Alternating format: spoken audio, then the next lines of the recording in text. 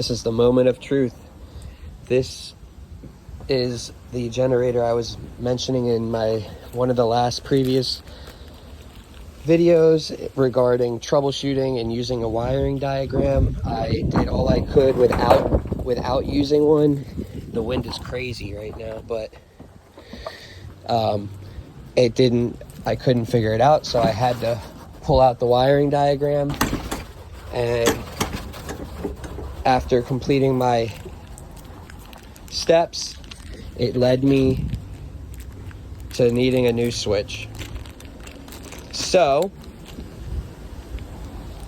we're gonna see if it worked or not. We're gonna see if I'm correct. If I'm wrong, I'm wrong. I'm still gonna post a video. If I'm correct, it just shows you the importance of using a manual. I've got to install a little screen filter, and then I'll start recording as I'm connecting the new switch.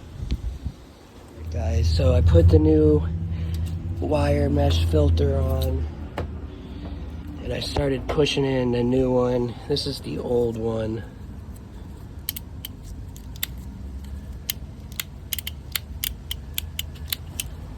So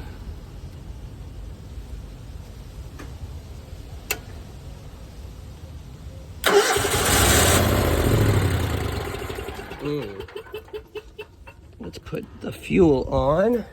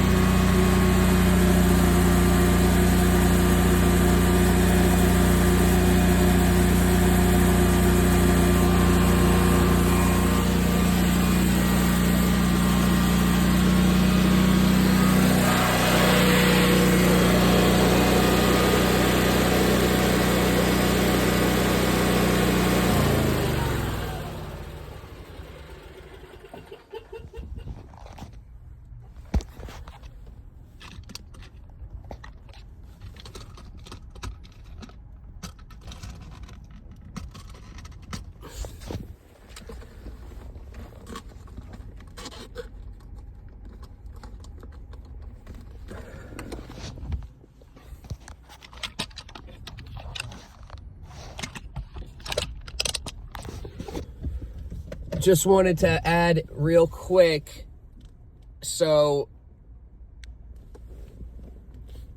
the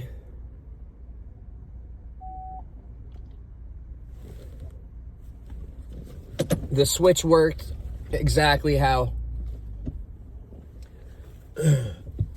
it is supposed to work. And so what I mean is the troubleshooting process is what gave me the final conclusion as to what I needed to get, as to what is wrong. It was the switch. I bought a new switch and it worked perfectly.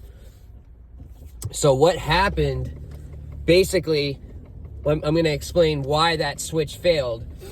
And so it's a 3-position switch. It's got an off, a run, and a start position. And in the off position, obviously nothing should be energized.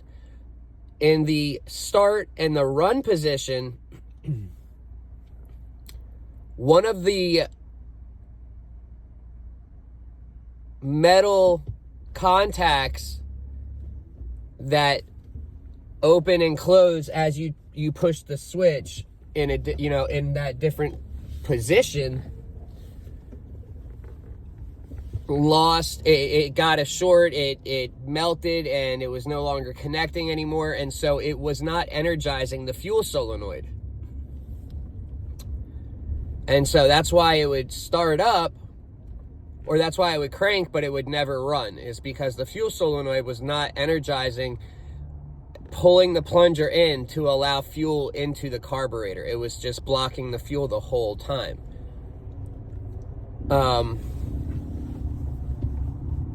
And so, like I said, if you want to be even like considered just a decent tech, without a doubt, you have got to be building up your manuals. And it's as simple as looking it up online. You are able to find a huge majority of them right online. I've said this before. I've got a database that I've built up that people use.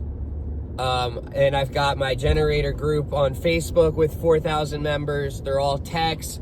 And if someone needs a manual, they ask the group, and usually someone has it, or I already have it on the database. So, I just wanted to say that again. It did work, and without that manual,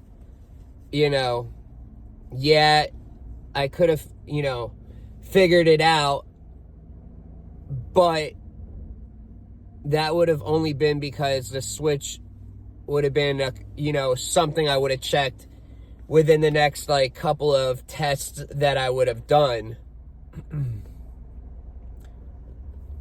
So, I'm just saying, without manuals, you are literally, you're nothing. Seriously, if you're troubleshooting something and you can't figure it out without the manual, and you don't find the manual, then, you're either an amazing tech that knows what to check and knows what wire is going to where, so you don't need the manual. But if you're not that, then you're just literally setting yourself up for failure every single time if you don't try and look for the manual or have it when you are troubleshooting. It's that important.